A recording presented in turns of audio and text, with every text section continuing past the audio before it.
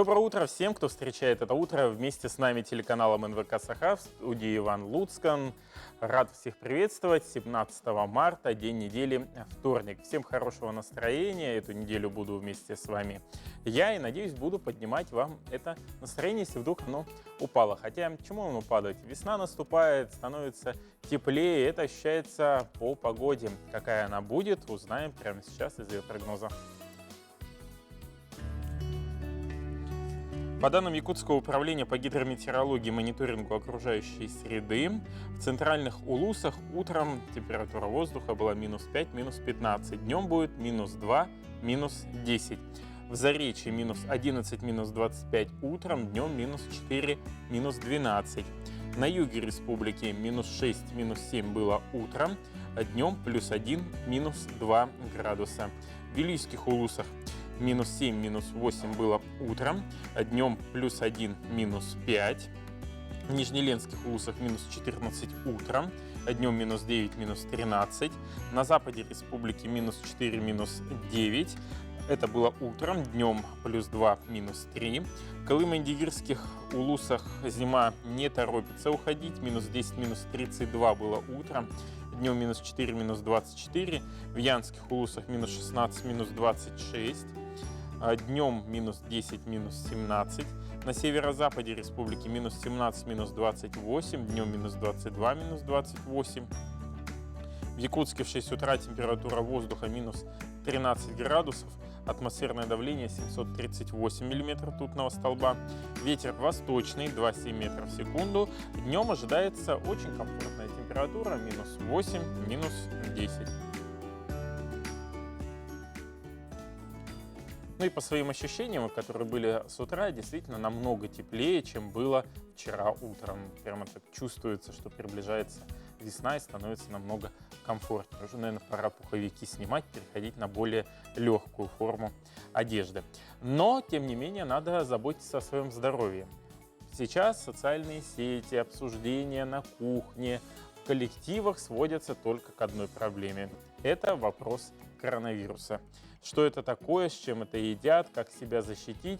Конечно, появляется огромное количество вопросов. Буквально вчера глава республики Айсен Сергеевич Николаев провел заседание санитарно-противоэпидемической комиссии, на котором были приняты ряд решений. Но для начала давайте посмотрим на экран и посмотрим, каким образом необходимо себя защищать от этой инфекции. Ну, в первую очередь, необходимо закрывать рот и нос при чихании, пользоваться антисептиками и мылом с водой, надо обрабатывать руки.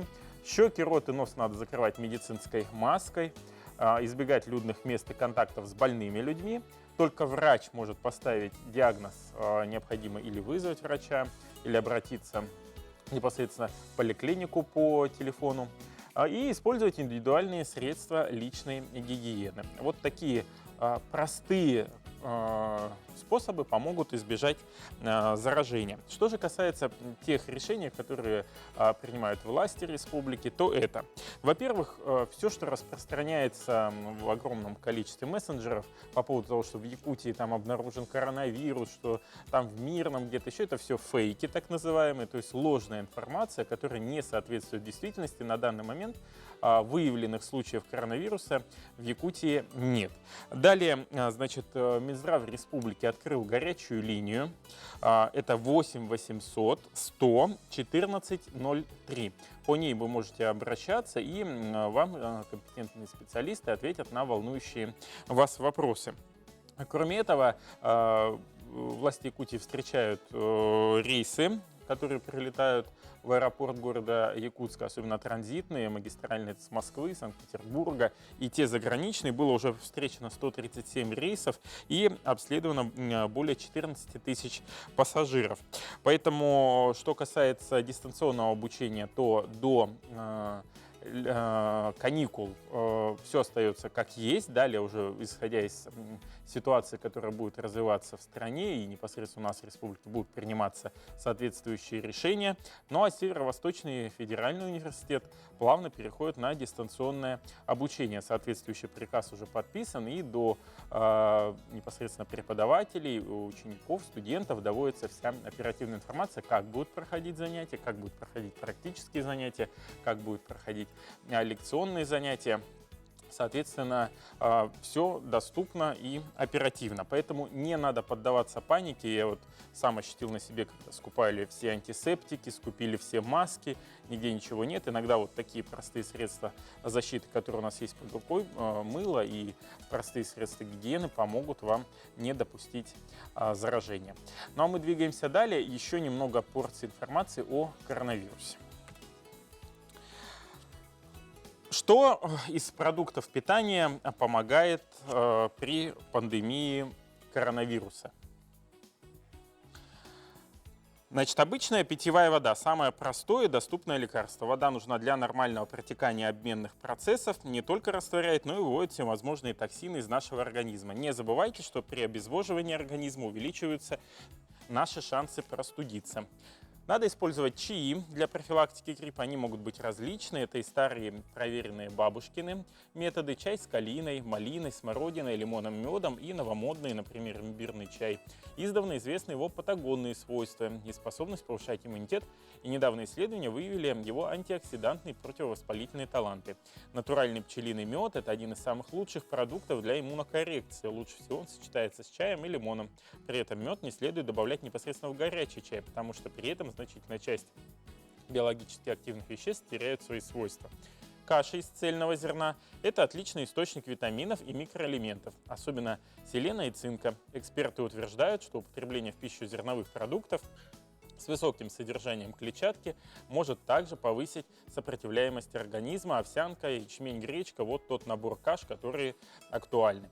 Квашеная капуста – это один из самых доступных и недорогих источников аскорбиновой кислоты, а в сочетании с зеленым и репчатым луком с подсолнечным маслом холодного отжима – это вообще витаминная бомба.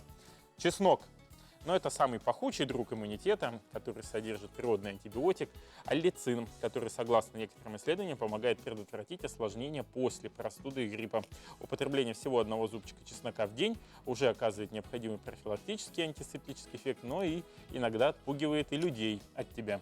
Говядина – хороший источник белка, железа, цинка и селена, помогающие клеткам вашего организма справляться с любыми болезнями. И это время хорошо комбинировать говядину с чесноком, с сырыми овощами, что повышает эффективность данных продуктов в борьбе против простуды. Надеюсь, эта информация была вам полезна, и вот этот рацион позволит вам сохранить свое здоровье и, к примеру, принять участие в легкоатлетическом забеге, который организует акционерное общество «Водоканал». У нас сегодня в студии гость, генеральный директор акционерного общества «Водоканал» Анатолий Андреевич Карджигасов. Доброе утро, Анатолий Андреевич. Доброе утро. 28 марта у вас такое значимое событие. Впервые проводится такой ледовый забег. Расскажите, что это такое и где он будет проходить? Ну, на самом деле не впервые. 27 марта день рождения Водоканала. В этом году будет 79 лет. Мы начали забег уже в прошлом году. В прошлом году мы бегали вокруг Теплого озера. В этом году решили его более расширить, дать значимость, так как Водоканал это связано с водой, со льдом, и мы непрерывно связаны с рекой Лена, решили этот забег сделать как ледовый пробег вдоль водозабора, нашего водозабора. Значит, ну и приурочили, конечно же, так как этот год у нас очень значимый, к 75-летию Победы. Ну и чтобы обратить внимание на те проблемы, которые есть у Лены в прошлом году возникли, да, чтобы обратить внимание общественности, что надо бережно относиться к нашей реке Лене. Значит, пробег будет 28 марта. Пользуясь случаем, хотелось бы пригласить наших жителей столицы и гостей. Значит, может принимать участие любой. Значит, разделены по возрастным группам, и женщины отдельно, и мужчины отдельно, ну и для детей. Значит, будут очень хорошие призы. Это вот такой вот. А вот сколько будет длиться трасса? Протяженность? Значит, трасса, значит, две отдельных трассы. Это 10 километров и 3 километра для любителей. А вот с какого возраста можно принять участие? Значит, ну, для детей с 12 лет, ну и выше сколько угодно. Мгм. Ну вот как раз-таки вот вы перенесли такую футболку, я так понимаю, это только финишерам, кто добежит, будете вручать, или все-таки всем желающим? Значит, да, конечно, это будет вручаться финишерам. Можно даже хоть и пешком прийти, но самое главное дойти с хорошим настроением до финиша. А вот еще медалька. Вот медалька тоже всем, или же все-таки Да, будет какое-то... также и медалька, тоже финишером, как приложение к футболке. Это в виде капельки мы сделали. Это первая медаль, которую мы вручим, вот как водоканал. Значит, ну, недавно у нас создано клуб любителей бега водоканала. Значит, ну, в водоканале любят спорт. У нас традиционная спартакиада по многим видам спорта проводится. А, ну и вот клуб любителей бега уже достаточно много людей записано. Поэтому приглашаем еще раз. А вот где можно подать заявки и сколько уже участников их подало? Подать заявки можно через сайт водоканала. У нас 300 слотов рассчитано. Ну, сегодня уже практически где-то около 200 уже заявок есть. Значит, ну, прием заявок будет продолжаться до воскресенья, до 22 марта, и потом будет закрыт. Будем готовиться уже к формированию маршрутов, там, этапов и так далее, и так далее. А вот что вас подвигло непосредственно заниматься бегом? Значит, ну, спортом надо заниматься, в том числе, чтобы укреплять иммунитет, в том числе и от коронавируса, да. Значит, ну, мы, как говорится, советские ребята всегда занимались спортом, поэтому всегда я был рядом со спортом, но вот профессионально, скажем так, постоянно, каждодневно по 10 килограмм начал, по 10 километров начал бегать, ну, где-то уже скоро будет год. А до этого, конечно же, также и бегал, но с перерывами. Ну вот буквально недавно вы возглавили Федерацию легкой атлетики республики. Есть какие-то планы по развитию данного спорта непосредственно у нас в республике? Может быть, изменение отношений? Ну, судя по той ситуации, которая в мире сейчас происходит с легкой атлетикой, вот в республике. Конечно же, планы есть. Значит, ну, легкая атлетика, хотя и считается королевой спорта, у нас спортом номер один является борьба, потом бокс и так далее, так далее. Но между тем легкая атлетика – это тот вид спорта, демократичный вид спорта, которым могут заниматься любые, в любом возрасте. И экипировка и так далее не так уж и дорога, как специализированные виды спорта. Поэтому в данном случае, конечно же, массовость играет большую роль. И мы считаем, что в республике легкая атлетика должна развиваться, в первую очередь как массовая, и итогом вот этой массовости должны быть уже у нас очень хорошие профессиональные спортсмены. Все для этого у нас есть предпосылки. Вот мы сейчас, конечно же, активно занимаемся продвижением Сарданы Трофимовой на Олимпийские игры, чтобы она попала. Недавно мы переизбрали Российскую Федерацию легкой атлетики, президента Российской Федерации легкой атлетики, с тем, чтобы наладить связь с международной ассоциацией, с тем, чтобы Россия восстановила свой статус. В этом направлении, конечно же, работа ведется. Спасибо вам, Анатолий Андреевич, что подошли к нам в студию. Хочется пожелать успехов в проведении легкоатлетического забега, чтобы количество участников достигло 300 и с каждым годом количество увеличилось. Вас хочется, вот не знаю, с прошедшим поздравить. 23 февраля у вас был день рождения и, Спасибо. соответственно, еще и день рождения водоканал. Так что вот с двумя праздниками, с прошедшим и с наступающим, от всей души, я думаю, что все у нас у легкой атлетики будет хорошо. Спасибо. А мы продолжаем наш эфир. Если у вас есть какие-то вопросы к Пенсионному фонду России, то наша следующая рубрика позволит ответить на них. Пенсионный фонд России дает возможность в рубрике «Вопрос-ответ» получать оперативную информацию на волнующие вас вопросы. Исходит по WhatsApp-группам. Она всегда у нас подается как бы иногда и в шутку, и всерьез, но воспринимается населением напрямую. Они прямо во все это верят, приходят. Пенсионный фонд не работает по WhatsApp, по этой системе, да. У нас информация открытая, она находится на сайте Пенсионного фонда. Если у вас нет доступа к сайту, вы можете всю информацию посмотреть даже в мобильном приложении. Поэтому не верьте WhatsApp информации, а надо всегда перепроверять через сайт. Самое простенькое.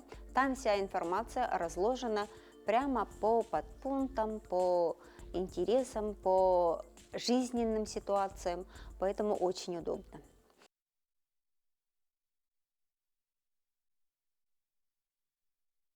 Мы продолжаем наш эфир. В рамках проекта «Добрая весна» на НВК «Саха» вместе с благотворительным фондом поддержки детей-инвалидов с ограниченными возможностями здоровья Республики Саха-Якутия «Харасхал» рассказываем о детях, которым требуется дорогостоящее лечение. Надеюсь, ваш следующий сюжет позволит привлечь финансовые средства для того, чтобы ребенку была оказана необходимая медицинская помощь.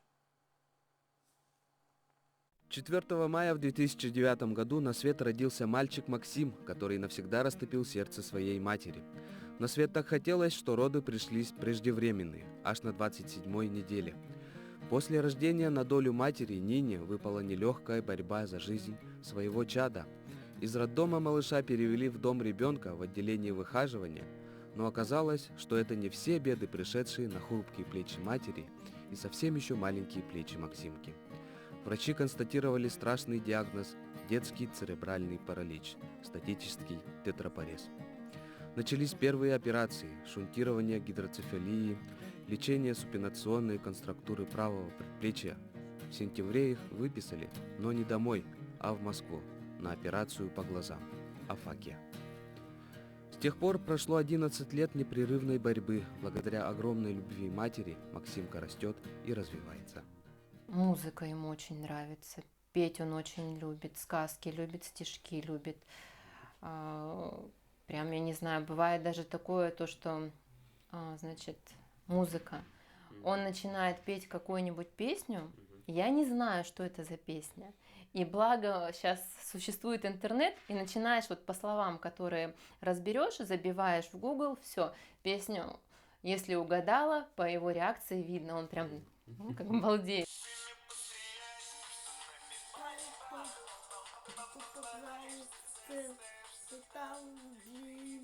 Особенный ребенок предполагает постоянный уход, и Нине пришлось уйти с работы, а семья у Максимки неполная. Отец умер. С 2015 года я уже не работаю, на работу выйти, к сожалению, уже я не могу, потому что проживаем мы с бабушкой. Бабушка у нас тоже в 2018 году она уже перенесла у нас инсульт. И получается, если я куда-то сама уезжаю, там бумаги нужно какие-то куда-то отвезти на 2, на 5 часов максимум, что меня дома может не быть. Я как бы их на телефоне постоянно стараюсь контролировать. А так, на работу, на какую можно устроиться работу с таким условием? Семья 6 апреля должна выехать на лечение в медицинский центр «Сакура» в городе Челябинск. Для поддержания и улучшения состояния требуются частые курсы реабилитации, после которых у Максима наблюдаются значительные улучшения. Семье на проведение курса лечения осталось собрать 460 118 рублей. Мы просим помочь мальчику на лечение. Мы верим в добро сердец наших зрителей.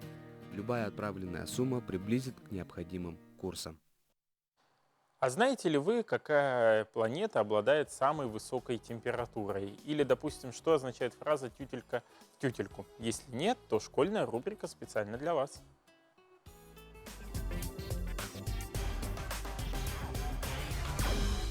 На поверхности какой планеты Солнечной системы самая высокая температура? Сатурн, Венера или Марс? Сатурн. Марс. Марс. На Меркурий, наверное. Марс. Венера. Венера. Венера. Венера.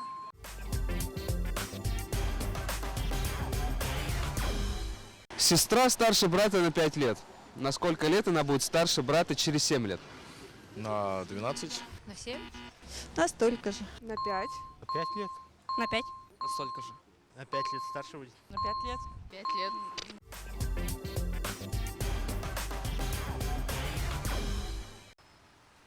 Раздельно. Раздельно. Слитно. Слитно. Слитно. Слитно. Слитно. Слитно. Слитно. Ну, слитно. Какой элемент используется при отбеливании белья? Водород, хлор или фтор? Водород. Хлор. Флур. Хлор. Хлор. Хлор. Хлор. Хлор. Хлор. Хлор. Хлор.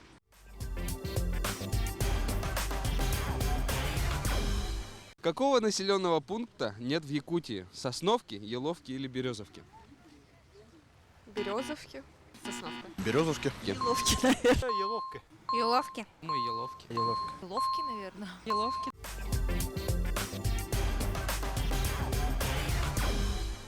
Всем известно выражение «тютелька в тютельку», то есть очень и очень точно. А что же такое тютелька?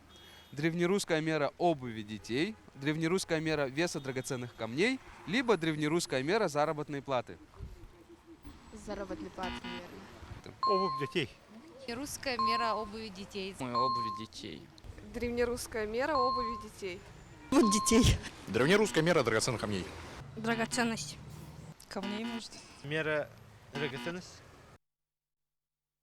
Главное теперь только не ошибиться самому Максиму Гоголеву, когда он задает эти вопросы. Интересная рубрика, думаю, что и вас заставила тоже подумать и поотвечать на эти вопросы. Ну а мы двигаемся далее. Нашей постоянной рубрикой уже в прямом эфире это «Как грамотно распоряжаться нашими финансами». У нас в студии гость, это заместитель руководителя одного из крупнейших банков и самых устойчивых, это Россельхозбанк, Афанасий Иванович Лугинов. Афанасий, доброе утро. Доброе утро, Иван. Первый же вопрос. Почему вклады остаются любимым инструментом для сбережения и накопления средств у населения? Ну, потому что это простой, понятный, прозрачный способ, да, с фиксированным сроком, с фиксированной ставкой. И люди к нему привыкли, ведь весь советский период все люди откладывали на сберкнижку. Вот, и в Россельхозбанке тоже это самый распространенный способ сбережения и хранения своих денежных средств, когда человек всегда видит свои деньги и в любой момент может снять. Плюс гарантия государства. А вот какие сейчас вклады предлагает Россельхозбанк и по каким процентной ставке, вот от скольки до скольки они обычно варьируются? Вклады на любой вкус у нас есть, да. Есть вклады с пополнением и снятием, есть вклады с максимальной ставкой, есть вклады комбинированные, есть в иностранной валюте. Максимальные ставки у нас 6,4%. Вот с прошлого года ставки стремительно падают, да, потому что инфляция падает, ключевая ставка падает, да, ну и как правило, вместе со снижением ставок по вкладам снижаются ставки по кредитам. Ну, вот некоторые переживают за вопрос страхования вкладов. Естественно, Россельхозбанк входит. Да, в число самых надежных банков, 100% государственный. Поэтому любую сумму, которую наши вкладчики ложат, они застрахованы, надежные совершенно. Вклады в иностранной валюте. Сейчас валюта очень сильно на рынках торгуется с разными курсовыми. И нестабильность у нас. Имеет ли смысл эти вклады использовать или нет? Знаете, есть очень хорошая русская поговорка, да, мне она очень нравится: «Не клади все яйца в одну корзину». Да?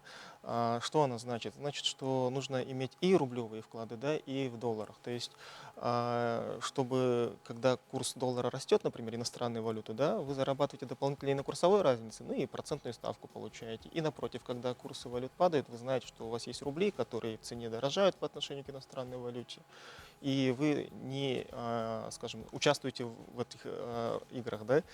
А доля, какая должна быть, где больше ложить, в долларах или в рублях, каждый клиент должен определить для себя сам. Но при этом следует помнить, что все доходы мы получаем в России в рублях, и расходы тоже несем в рублях. Соответственно, с учетом этого нужно будет распределить свои сбережения таким образом, чтобы не страдать от того, что вы купили доллары, да, и потом вам они понадобились, и вы по неудобному курсу вынуждены будете их продать. Поэтому лучше класть в иностранную валюту ту сумму, которая вам в ближайшее время не понадобится, а в рублях все, что вам нужно.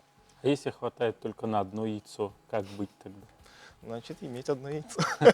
Вот куда больше склоняется, к рублям или же все-таки к валюте? Вот как эксперт, что посоветуете? Все-таки я советую исходить из того, что мы несем расходы в рублях, соответственно, нужно хранить в рублях, потому что когда мы покупаем валюту, мы имеем курсовую разницу, да, оплачиваем банку. Когда мы продаем, мы тоже курсовую разницу платим. Вот сейчас вот по поводу вкладов. Какие все-таки пользуются популярностью у населения? Вот с фиксированной там ставкой или, допустим, с учетом пополнения? С максимальной. Ну, да, конечно. с максимальной ставкой, да. И в основном люди стараются откладывать на 1 год. Вот такие. А также есть, исходя из целей, да, очень многие откладывают и деньги с целью накопить, и каждый месяц пополняют. Пополняемые вклады тоже пользуются популярностью. Плюс у банков всегда есть акционные вклады, вклады комбинированные там, с какими-то страховыми программами, с инвестиционными программами. По ним ставка, как правило, выше, они тоже вкладчикам интересны. А вот в эпоху цифровизации, безусловно, мобильный телефон есть у каждого, мобильное приложение, позволяющее оперативно управлять вкладом, имеется у Россельхозбанка, и можно ли дистанционно открыть вклад? Да, в Россельхозбанке есть такие вклады, есть такое мобильное приложение, и более того скажу, что открывая вклад по мобильному приложению, клиент получает более повышенную ставку, поэтому мобильное приложение бесплатное, мы рекомендуем всем клиентам его оформлять, да, чтобы не стоять в очередях, чтобы всегда оперативно наблюдать за своими деньгами. Более того, в Россельхозбанке каждый вкладчик на сумму от 50 тысяч рублей, положив деньги, получает карту бесплатно. И может и через банкомат пополнять, и снимать свои средства без проблем. А если взять вот иные инструменты, кроме вкладных, да, какие существуют для накопления и сбережения средств? Ну, смотрите, вообще в России, да, 95% денег хранятся в депозитах, а в других странах около 10%. Треть денег в развитых странах, да, люди хранят в инвестиционных фондах. Если за границей это взаимные фонды, трастовые фонды, то в России есть аналог паевые инвестиционные фонды. Вот, например, в Россельхозбанке такой инструмент тоже имеется, да, и вот паевой фонд облигаций в прошлом году показал доходность 12,5. Ну, вот помните, да, я сказал 6,4 максимальная доходность по вкладам, здесь 12,5 за прошлый год, по облигациям в 2 раза больше. Этот инструмент очень хороший, удобный тем, что там не ограничены сроки, можно на месяц положить, можно на 15 лет положить, плюс можно пополнять, снимать, очень удобно, и опять же развитые страны пользуются этим инструментом. Плюс у нас есть очень интересные инвестиционные программы на 5 лет, да, по страхованию жизни. Там может быть с фиксированной доходностью, может быть не с фиксированной доходностью. Да. Программа отличается тем, что помимо того, что человек сохраняет свои деньги в 100% объеме, да, получает инвестиционный доход, он еще получает страховую защиту. То есть такие программы за границей, да, в развитых странах также примерно вот треть доли занимают. Ну и еще треть за границей — это пенсионные программы. А каким рекомендациям нужно следовать, чтобы вот эффективно увеличивать? Не класть яйца в одну корзину. Да. Да. Сравнивать на самом деле условия во всех банках, да, не полениться, тем более, что сейчас у всех есть мобильный телефон, можно зайти на любой сайт, в том числе вот сайт Россельхозбанка, да, и посмотреть, просто сравнить, где максимальная ставка, да. Также принять во внимание то, что банк должен быть крупный, надежный, государственный, как Россельхозбанк. И, ну, как сказать, внимательно проконсультироваться у клиентов, сотрудников и там же принять решение. Спасибо большое, Афанасий Иванович, что подошли к нам в студию. Хочу напомнить, что у нас был заместитель руководителя Россельхозбанка в Якутии Афанасий Иванович Лугинов и рассказывал о тех продуктах, которые есть в Россельхозбанке. Сейчас прервемся на короткую паузу, далее продолжим.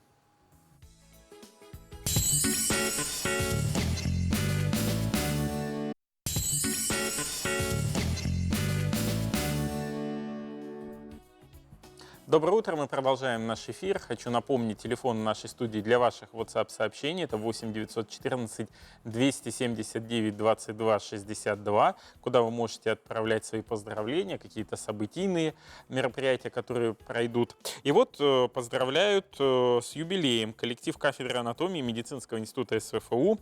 Сердечно поздравляет отличника и заслуженного работника здравоохранения Республики Саха-Якутия, почетного ветерана СВФУ Раису Евгеньевну Соколову с юбилейным днем рождения. рождения 85 лет. Желаем здоровья, благополучия и долгих лет жизни. Раиса Гивенна и у меня была преподавателем, поэтому, конечно же, я присоединяюсь ко всем поздравлениям и желаю еще долгих лет жизни. Успевайте пока отправлять ваши сообщения. Сейчас я передаю слово информационной службе нашего канала, которая поделится последними новостями.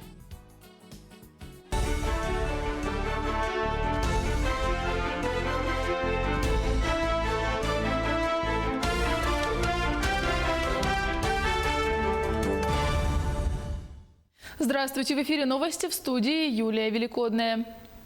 Премьер-министр России Михаил Мишустин заявил, что в 2020 году правительство страны может использовать финансовый резерв в размере 300 миллиардов рублей в целях борьбы с новым коронавирусом. По его словам, для налоговых отчислений в поддержку пострадавшей отрасли экономики будут задействованы отсрочки. Это коснется авиаперевозок и туризма. В будущем данная мера может быть распространена и на другие отрасли. Мишустин добавил, что планируется разрешить онлайн-продажу лекарств без рецепта и обеспечить особый порядок оплаты больничных листов для граждан, находящихся на карантине. В Госдуму внесен законопроект, в котором предлагается разрешить россиянам выходить на пенсию на 5 лет раньше срока, если в течение года они не могут трудоустроиться. Еще один вариант по состоянию здоровья. С 2021 года пенсии могут назначать автоматически. При этом проект касается всех граждан вне зависимости от вида трудовой деятельности при наличии страхового стажа не менее 15 лет. В пояснительной записке автор указал, что далеко не каждый вид деятельности позволяет непрерывно работать до установленного пенсионного возраста, а приобретение новой квалификации в предпенсионном возрасте не гарантирует получение рабочего места. По словам депутата, реализация документа не потребует новых затрат из бюджета.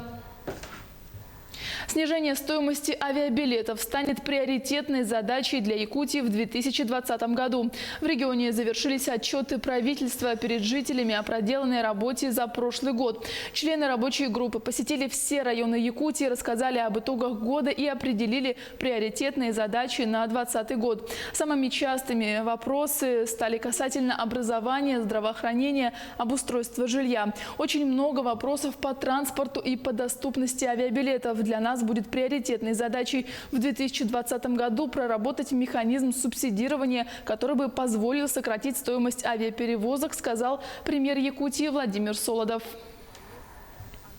В Якутске построят новый жилой квартал из 66 многоквартирных домов. В проект включено возведение объектов социальной инфраструктуры, школ, детсадов, спорткомплексов и медучреждений. Об этом сообщил ТАСС министр строительства региона Павел Аргунов. Местом выбрана территория бывшей воинской части. В перспективе это самая крупная строительная площадка республики. Проект квартала оценивается в 34,5 миллиарда рублей. По словам министра, застройка будет поэтапной в 7 очередей с 20 по 28 год. Планируется, что строительство будет осуществлено застройщиком с привлечением проектного финансирования, а объекты социальной инфраструктуры за счет бюджетных инвестиций, добавил Аргунов. Во всех кинотеатрах республики 19 марта стартует премьера второй части семейного фильма в жанре фэнтези «Бейберикен». Прошел закрытый премьерный показ художественного фильма, где творческая группа рассказала, как проходили съемки. Автор сценария и режиссер Константин Тимофеев роли исполнили заслуженная артистка Якутии Зоя Попова, а также молодые артисты театра «Аланхо». Кинокартина состоит из 5 известных якутских сказок. По словам режиссера, в республике фильмов для детей почти не снимают. Наша команда старается восполнить этот пробел. Ведь через искусство кино можно достучаться до нынешнего поколения, повысить интерес детей к якутской культуре, к исконным традициям и фольклору. Напомним, что первая часть фильма вышла в прокат прошлой весной и попала в топ-10 по сборам в России. Фильм для семейного просмотра выходит во всех кинотеатрах города Якутска и по сети кинотеатров по Якутии. Сегодня мы организовали пресс-показ. Это для блогеров, для журналистов. Билеты уже вышли на продажу. Премьера состоится 19 марта. На премьере фильма будут актеры в своих костюмах из фильма прямо. И зрители могут сфотографироваться с актерами в костюмах. Оставайтесь с нами, впереди еще много всего интересного.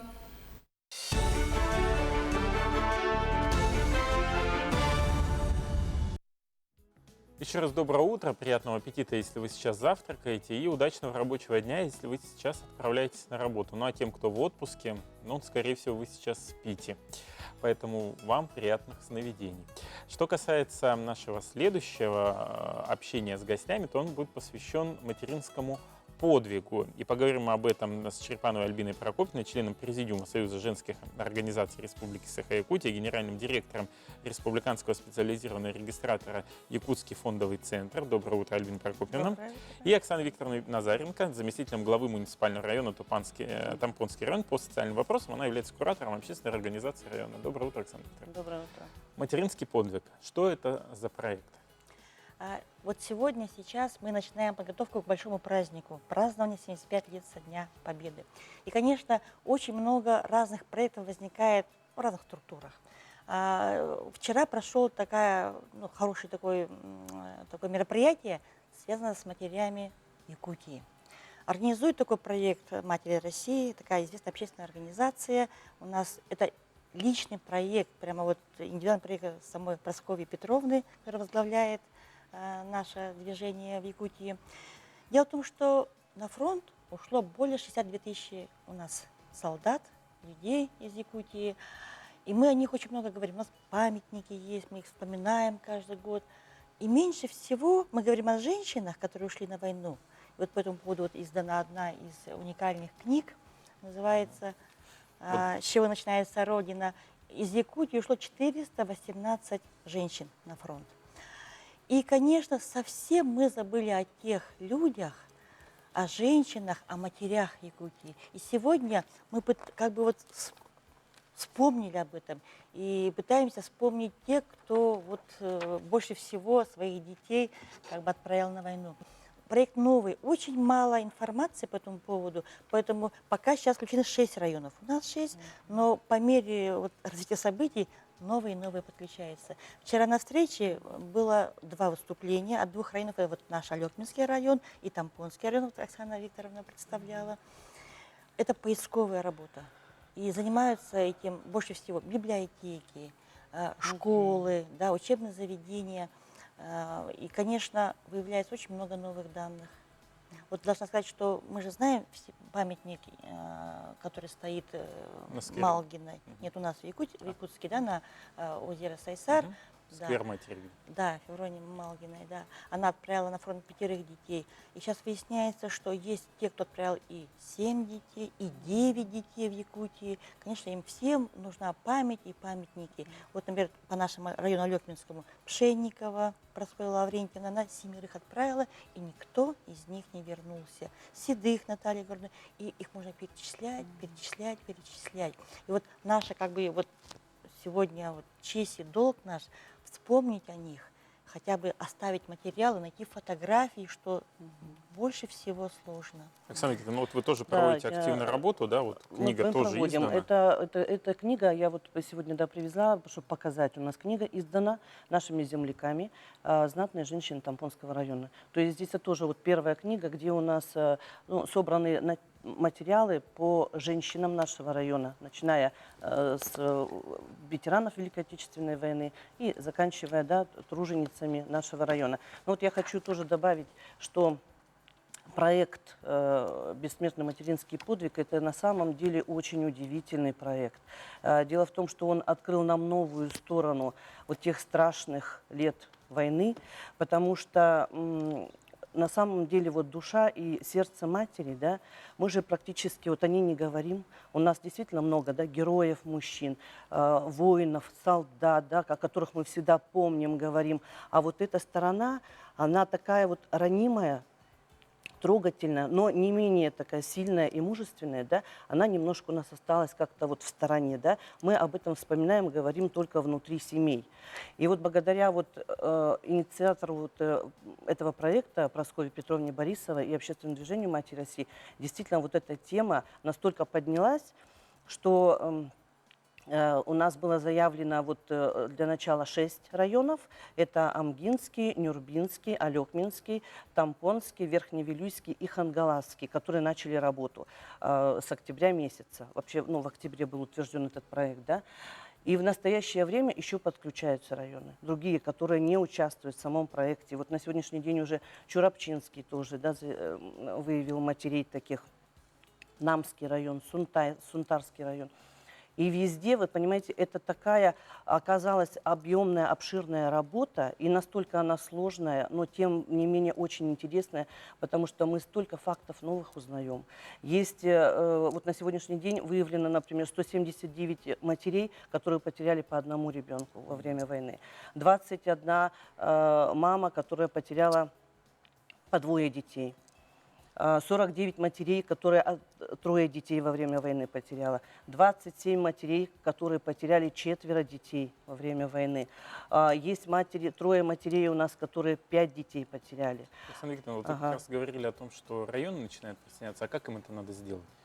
Это выйти на вас, не знаю, на... Да, вот я хочу вот сейчас закончить, да, вот эту статистику, потому что у нас есть 3 матерей, которые потеряли 6 детей. Одна, да, мама, я уже не помню.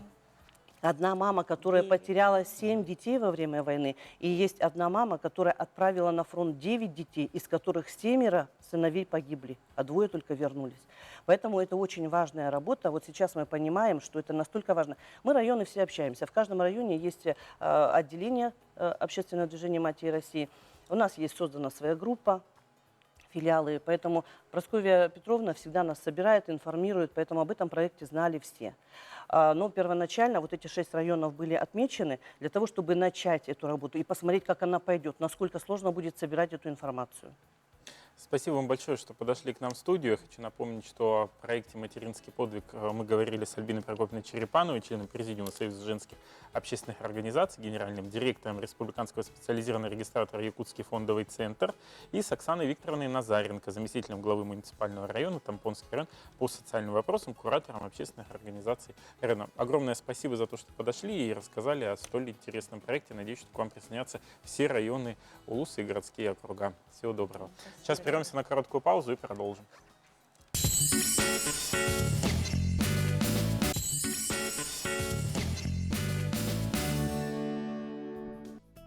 Доброе утро. Продолжаем эфир нового дня на канале НВК Саха. Сейчас мы работаем в прямом эфире, а после 8 часов утра вы можете увидеть нас в повторе на канале Якутия-24. Кроме этого, кто пропустил выпуск целиком, вы можете посмотреть нас на YouTube-канале «Утро НВК Саха» канал. После обеда обычно появляются все выпуски как Санаткюн, так и нового дня. Мы продолжаем с прогнозом погоды от наших синоптиков.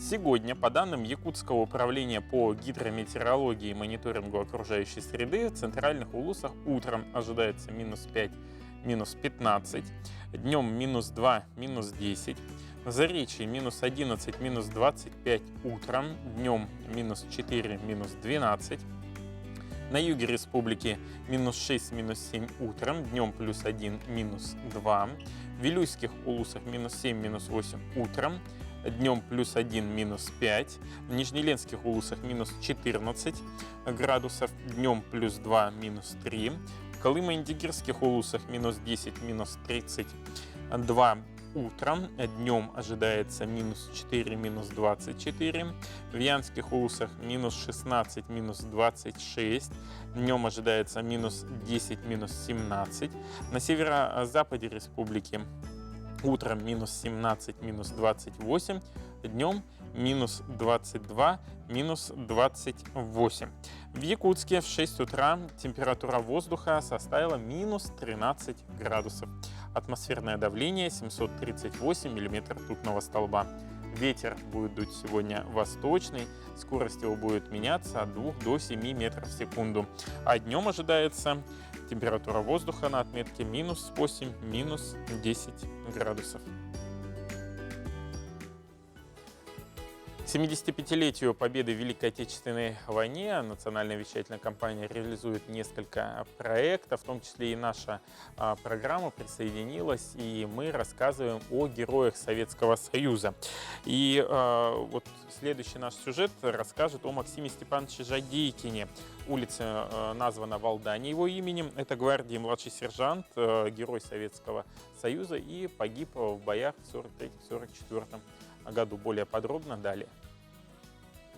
Максим Степанович Жадейкин, командир отделения противотанковых ружей 1-го мотострелкового батальона, 22-й гвардейской мотострелковой бригады, 6-го гвардейского танкового корпуса, 3-й гвардейской танковой армии 1-го Украинского фронта, гвардии младший сержант.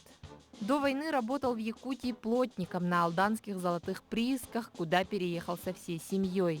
Газета «Алданский рабочий» писала: «Стахановец Максим Жадейкин пользуется общим доверием и авторитетом среди рабочих прииска. Он не любит много говорить, обещать, но если сказал, значит сделает». Призван на фронт в августе 41-го, сержант Максим Степанович Жадейкин отличился в боях по удержанию и расширению плацдарма на правом берегу Днепра в районе села Григоровка Киевской области. Он со своим расчетом противотанковых ружей первым форсировал Днепр и в жестоких боях, отражая контратаки противника, лично уничтожил свыше десятка гитлеровцев, подавил пулеметную точку. Звание Героя Советского Союза присвоено ему 10 января 1944-го. Награжден орденом Ленина. Максим Жадейкин погиб в бою 19 января 1944 года. Продолжаем тему, связанную с военной службой. Совсем скоро на территории Российской Федерации пройдет весенний призыв, который будет проходить с 1 апреля по 15 июня. Кандидаты призывного возраста обязательно должны посетить военкомат, пройти соответствующую комиссию. Сейчас в районах республики идет приписная комиссия, когда школьники участвуют в этом и получают свое приписное удостоверение, проходя первоначальную свою постановку на воинский учет. Что изменилось в законодательстве и касается призыва, далее расскажет наш следующая зарисовка. Теперь граждане могут добровольно отказаться от отсрочки. 1 сентября в России вступили в силу поправки в закон о воинской обязанности и военной службе. Соответствующий документ размещен на официальном портале правовой информации. Теперь россияне, у которых есть право на отсрочку или освобождение от воинской службы, по призыву могут добровольно от него отказаться. Для этого нужно подать заявление в приемную комиссию военкомата. Поправки коснутся граждан, у которых есть ученая степень, и студентов очного отделения программ бакалавриата, специалитета и магистратуры. Новые правила также распространяются на родных братьев и сыновей умерших в связи с исполнением воинских обязанностей во время прохождения службы или нахождения на воинских сборах. Призывник, который попал в армию до вступления поправок в силу, имеет право на досрочное увольнение, если в период прохождения военной службы возникли определенные обстоятельства. Ранее магистранты не могли получить отсрочку, если уже воспользовались ею дважды – в школе и бакалавриате.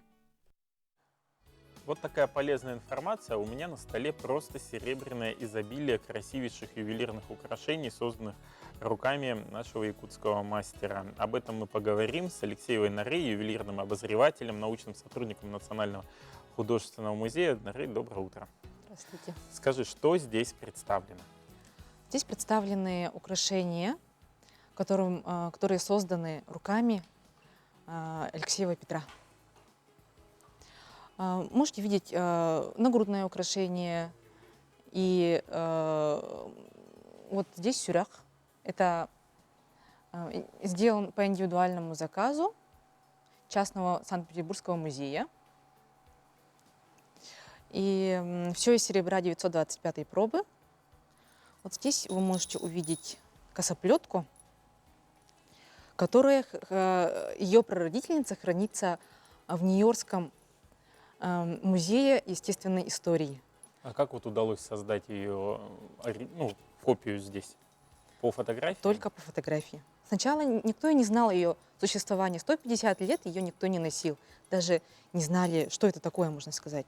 И вот в конце вы можете увидеть такие колокольчики. Девушка заманивала так, да? Когда косой длинный. Ну, хорошие женщины должно быть слышно издалека. Вот интересно, как она вплеталась? Она вплеталась в косу. Здесь более упрощенный вариант есть, современный, так сказать. Но, конечно, можем чуть попозже когда-нибудь продемонстрировать вам. Но вот эти висюльки уже будут по всей косе украшать полностью. Так, вот это? А это у нас мой семяра. Мгм. Оно одевается на шею женщины Мгм. и одевается поверх линкевигера. О, а вот сколько он весит? Вот этот вот, допустим. Ой, он Не весит, взвешивали? весит около 100 грамм, даже больше. Вот Да, сколько 300, уходит наверное. времени на создание вот такого шедевра?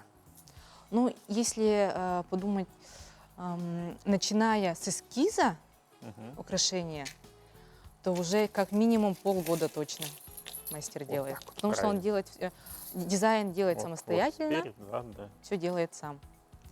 Это, да, оно одевается через голову. Мгм. Это все ручная работа?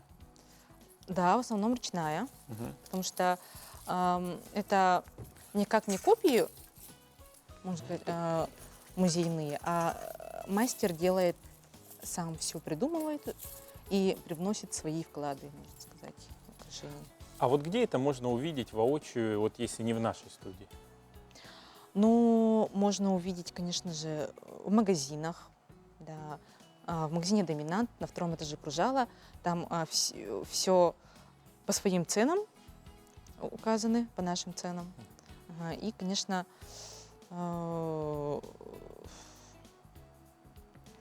Ну вот чем еще же приобрести? выставки проходят этих украшений. Вы недавно, по-моему, были в Хабаровске, да? Да. Возили. Вот что происходило в Хабаровске? Ну, мы сначала были во Владивостоке, посетили постоянное представительство Республики Саха-Якутия и их работников. И потом поехали в Хабаровск, в Хабаровский музей имени Градекова. И там мы изучали старинные украшения, которые у них там собраны. Вот как раз мы сейчас видим фотографии с этого мероприятия. Да.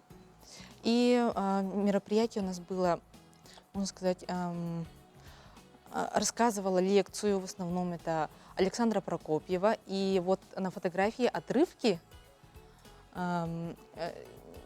обряда якутского невесты, одевания невесты с самого начала. А вот кто был зрителем этой мероприятия? О, зрители были разные абсолютно.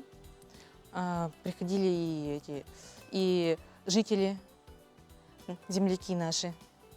И все абсолютно были очень заинтересованы. Да, было очень удивительно, то, что когда Александра начала вести викторину, и все были, ну, ответили в основном правильно. И все просто в удовольствии было. А вот где хранятся, вот, допустим, экспонаты, которых, вот, собственно говоря, делаются эти ювелирные украшения? Но они в основном делаются на заказ. Да, мы демонстрируем, фотографируем, конечно, оставляем себе фотографии, но и потом уже передаются хозяину. А вот по времени, допустим, вот чтобы изготовить какое-либо из украшений, вот сколько у мастера уходит в среднем, в зависимости от... Вот, кстати, у нас тут вот еще, допустим, сережки. Вот, чтобы сделать сережки, допустим, сколько времени надо? Ну, сережки, конечно, делаются чуть быстрее, чем линкебигер или сюрях. Но если уже модель есть сама, создана, то минимум за 2 недели серьги можно сделать. Вот я знаю, что вот у этой сережки есть прародительница, она где-то хранится. Да. Откроем тайну, где, да? Прародительница этих серег хранится в Вилюйском музее. Тогда, кстати, тоже мы совместно с Александрой Прокопьевной ездили проводили там тоже мероприятия и изучали. А есть какие-то в планах вот ближайшие мероприятия, когда, может быть, будет выезд непосредственно с этими изделиями, где-то и будет показ, или, может быть, какие-то планы у мастера по созданию новых шедевров? Ну, планы у нас каждый раз меняются. Ну, пока не знаю. Ну, надеюсь, запросы к нам придут. Хорошо. Вот в завершении, да, хочу вот еще раз убедиться. Это количество детей?